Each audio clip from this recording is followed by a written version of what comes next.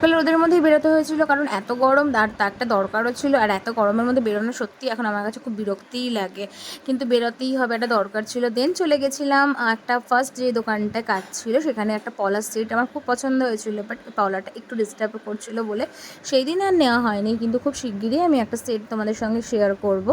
তো এখানে আমি বেসিক্যালি সিওরি কালেকশনই দেখতে গেছিলাম, আর তারপরে চলে গেছিলাম একটা বাচ্চার জন্য গিফট কেনার জন্য।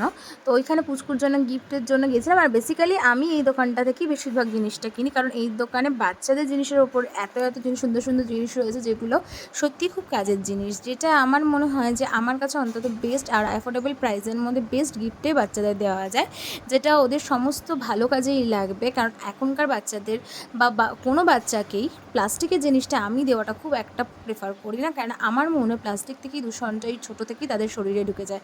দেন আমি আর বোন একটা করে কোল্ড ড্রিঙ্কস খেয়ে আজকে দিনটা শেষ করলাম।